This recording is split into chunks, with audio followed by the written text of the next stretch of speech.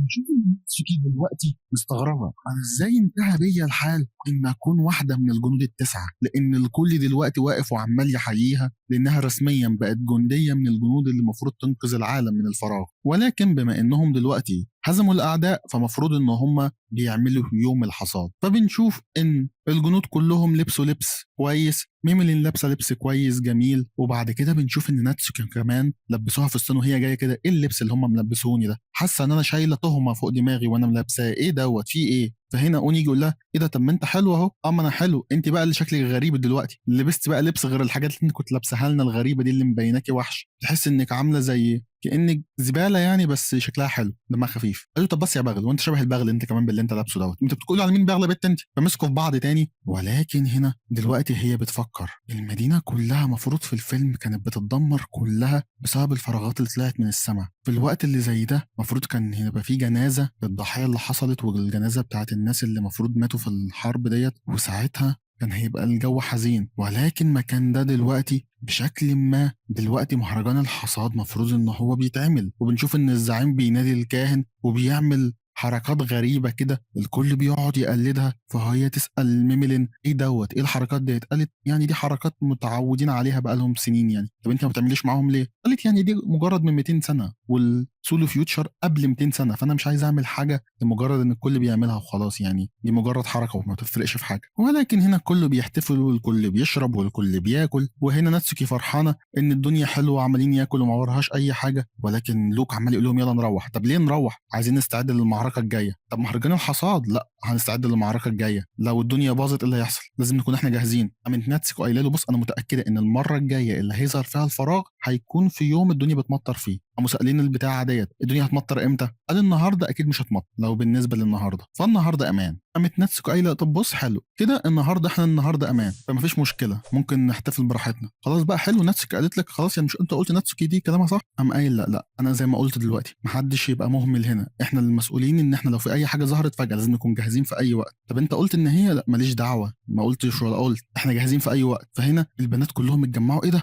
البطل العظيم ينفع نيجي نتكلم معاك شويه؟ قامت ناتسوكي ايوه خشوا عليه يلا. قام هو طبعا ما بيحبش الستات او بيتكسف منهم شويه فبدا يبقى محرج ما بينهم كده، يا بنت التيت يا بنت التيت بتدبسيني يا جدعان حد يلحقني. قام اونيو كمان برضه حاول ان هو يزيد مع اي حد يخليهم يركبوا عليه، ولكن ما حدش عبره خالص لان في بنتين راحوا الميميلين قالوا لها يوم الجميل الجوقه المفروض ان هي بتتجمع هناك، تيجي تتجمعي معانا عايزينك تنضمي معانا. فناتسوكي استغربت ايه الجوقه اللي هي هتنضم ليها دي. فقام الراجل جه قال لها كده كده الاعضاء التانيين كلهم بيستخدموا كده قوه من الغناء عشان يشفوا الارواح الموتى، فهي بتحب تنضم معاهم من وقت للتاني كده مع صحابها يعني. ولكن هنا الكل عمال يحتفل وهي مبسوطه وقاعده مع نفسها تقول حلو ما فيش مواعيد نهائيه، مفيش اي حاجه تتعبني، الدنيا حلوه لاول مره من زمان قوي ان اقضي وقت جميل زي ده. فتبص لعصايتها وتاخد نفسها وتبص للمستقبل اللي ممكن يحصل، فتتمشى شويه كده مع نفسها وفرحانه ان معاها اكل وشرب. لكن ما تقابل بسما فبتقول له عايز شويه؟ قال لا تعالي بس انت تقدري تشوفي المستقبل. قالت لها لا بس انا قلت لك قبل كده ان انا مش مجرد بشوف المستقبل، انتوا بالنسبه لي فيلم انمي وانا شفته مرات زياده عن اللزوم يعني الصراحه، يعني كانك بتشوفي احلام للمستقبل، يعني ممكن نفترض كده حاليا بالنسبه لكم. طيب بالنسبه للنصوص بتاعت القديمه ان لما الفراغات تدمر السور فيوتشر العالم ده كله هيلتهم الفراغ ويظهر الفراغ العظيم. ولكن المفروض ان بيتقال ان الجنود التسعه هيقدروا يقضوا على الفراغات دي. ولكن ده بالنسبه للنصوص بتاعتي، بالنسبه ليك انت واللي انت بتقوليه المستقبل عندك بيقول ايه؟ ففضلت متضايقه كده شويه قالت لها انها افتكرت طبعا التانية المستقبل فعلا الصعب اللي هم هيعدوا بيه في الفيلم. قالت طب تمام احنا بنحتفل دلوقتي في مهرجان الحصاد فهنعديها دلوقتي نبقى نتكلم في الموضوع ده تاني بعدين. ولكن قعدت تفكر كده بما اننا دلوقتي في مهرجان الحصاد ومفروض في الوقت دوت كان مفروض فده الوقت اللي هيظهر فيه، ايوه بالظبط في الوقت اللي هي هتظهر فيه. فقامت زهره بنت قامت خابطه في لوك قام موقع عليها الميه وخابطين مع بعض. فلقينا ان في حد عمال ينادي ديستني ديستني، فقامت هي مستخبيه على طول في لوك خبيني خبيني منه خبيني منه في ايه مين الشخص دوت. قاموا باصين لبعض كده يا نهار اسود انتوا الاثنين واقعين عليكم الميه. فقامت مكسوفين من بعض كده مره واحده. اما الراجل اللي بينادي عليها ده خد باله منها ديستني في انت مستخبيه. قامت هنا ناتسوكي قالت بس ديستني بنت العمدة اللي بتعيش حياة دايما منعزلة مع نفسها، ما تعرفش أي حاجة عن العالم ده، ما تعرفش حتى إن لوك واحد من الجنود التسعة اللي قابلها ده. مفروض في الأصل كانت تقابل ديستني لوك في الجنازة بتاعت أونيو، كان المفروض دايما تظهر في أماكن في الطبيعي ملهاش علاقة بيها. دايما كان سبب مشاكلهم هو ديستني، إنها بتحط نفسها في مواقف صعبة. فهنا بنشوف إن هي بتروح للعمدة، والعمدة بيرحب بيها، يقول له إيه ده؟ يعني أنت هتتجوزي المخرج فعلا؟ قالت أيوه، أصل هو قال لي إن هو هيحقق لي حلمي ويبني لي دار الأيتام في الآخر، يعني اللي هو أنا كده كده نفسي أعملها من زمان. قال لها فعلا هو غني يقدر يديك الفلوس اللي انت عايزاها عشان تعملي اللي انت عايزاه، ولكنك هتوحشيني لو رحت معاه. فهنا لوك جه يناديها او يناديه، قال له ايه ده انت مستمتع؟ دي بنتي. اما مقدمه اليه، وفي نفس الوقت قام قايل لها ده لوك البطل بتاعنا واحسن واحد في الجنرالات التسعه.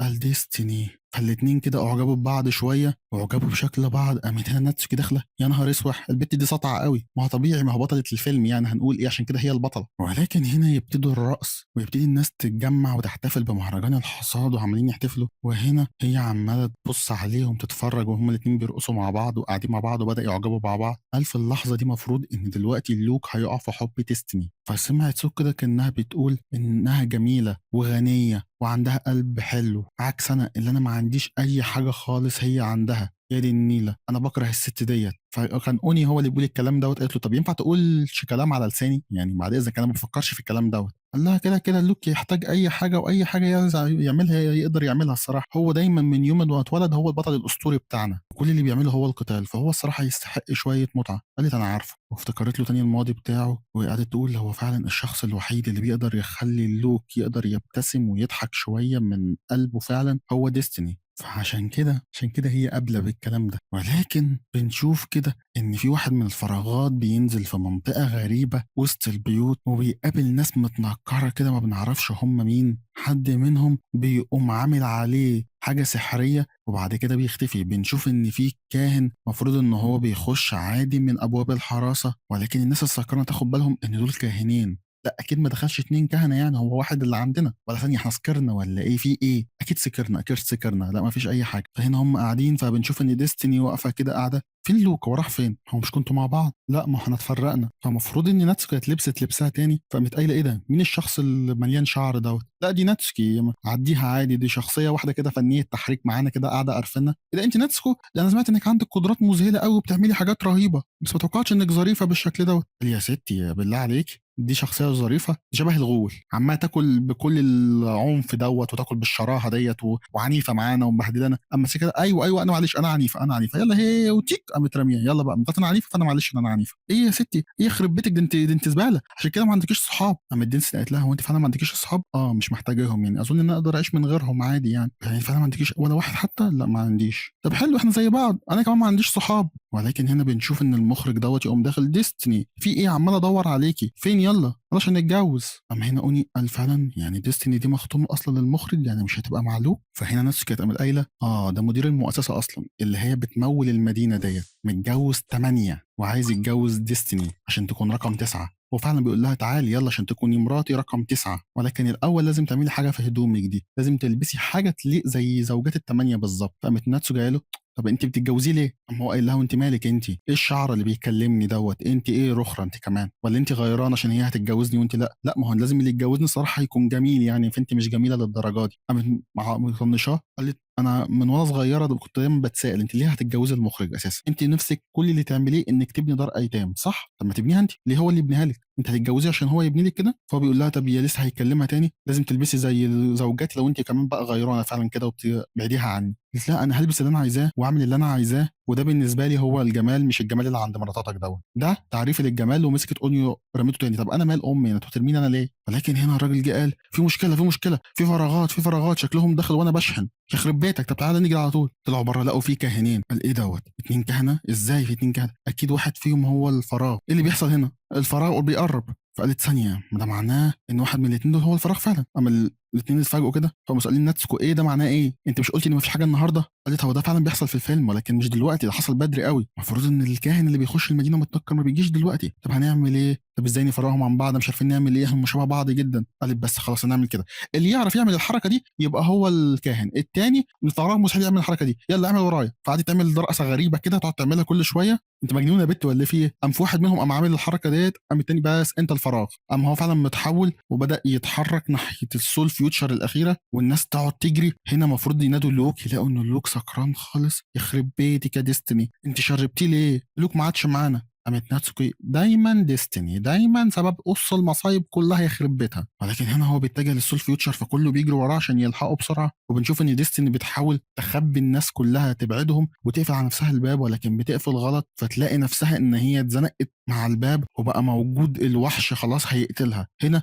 لوكو وهو سكران بيحاول إن هو هيهجم عليه، ولكن هو مش شايف كويس، مش فايق كويس، فبيقع على الأرض وما بيقدرش إن هو يعمل حاجة فبيطير، فيا نهار أسوح لوك كمان. هنا قامت السلاح بتاع ناتسوكو قال لها ارسمي يا ناتسوكو، المفروض ترسمي يا ناتسوكو. قالت انا فعلا كنت هعمل كده بس بلاش تأمرني كل مره يعني، لكن ثانيه ايه اللي ممكن ارسمه المره دي؟ فيضرب اوني. بس جات لي الفكره، وهنا ابتدت كالعاده ان هي تستدعي كورس الرسم بتاعها، وبتستدعي وبتبتدي ان هي ترسم وترسم وتجهز حاجه، ولكن هنا هي خلاص هتهجم دلوقتي على دينستي، ولكن المفروض خدت بالها من اللي بترسم دي فبدات تتجه ان هي تهجم عليها، ولكن هنا الراجل حاول يحميها قال لها بسرعه يلا انا بوصل لاخري مش قادر اطول كتير يلا بسرعه، وقبل ما خلاص يهجم عليها قالت خلاص اخلص الرسمه، وقامت المفروض ان هي طلعت قناع قط السرفال تايجر ماسك يعني، وهنا قعدت وعملت حلبة مصارعة وقعدت تذيع على الماتش يا مجانين. ودلوقتي تبدأ المعركة اللي هتحدد مصير العالم، اللي فيها مفروض ان السول فيوتشر على المحك، فراغ الصرعوف ضد الوحش الغريب دوت، وهنا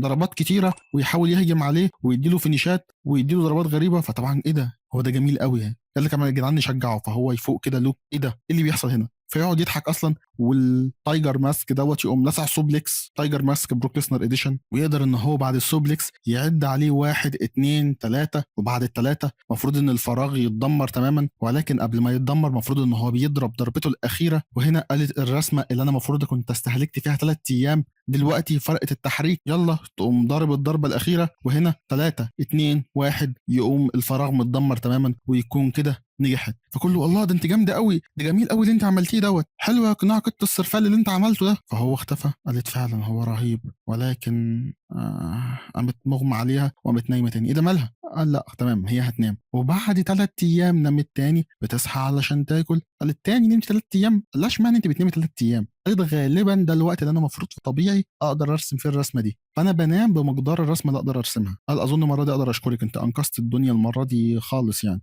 طبعا انا ما فيش حد زيي يعني، ولكن انا ليه شعري بيتربك كده كل مره يعني، ايه الطريقه الغريبه دي؟ ولكن هنا لقى ان في حد غريب لابس قناع. قال حلو انت صحيتي. قالت مين دوت؟ لا دي دينستي. طب انت مالك انت عملتي ايه؟ اما انا سبت المخرج خلاص وقررت بقى ان انا هبني دار الايتام بنفسي، فانا عايزك تبقى واقفه جنبي. طب ايه اللي انت لابساه دوت؟ بس ايه اللبس دوت؟ لا ما انا اعجبت بالقناع قط السرفال اللي انت كنت جايباه دوت، وزي ما انت قلتي اعمل اللي انا عايزاه والبس اللي انا عايزاه، فانا عايزه ابقى قويه زيه بقى. فقعدت تضحك وانبسطوا هم كلهم، ولكن هنا ميميلون جت فغريبه فبتسالها هو انت كنت فين يا ميميلين؟ هو انت كنا الدنيا بتولع انت كنتش موجوده معانا ليه؟ فلسه هتتكلم اما الراجل قال ما عايز ايه يعني؟ ما هو كانت موجوده في الحته اللي كانت موجوده فيها مع اصحابها، هي مش زيك كده ما عندهاش صحاب، لكن دينستي قامت خبطاه ما تقولش كده على صاحبتي، ناتسوكي من دلوقتي هي كمان صاحبتي، فهي عندها اصحاب. ولكن هي وسط ما كلهم بيهزروا مشيت مع نفسها كده وهي متضايقه شويه، وناتسوكي لاحظت حاجه غريبه فيها فضلت مركزه معاها. وعلى كده بتنتهي الحلقه. بس لكن عند الفيديو ده ان يكون الفيديو عجبكم، ان يكون الملخص عجبكم، تشوفوا تعملوا لايك وشير وسبسكرايب للقناه، وسلام.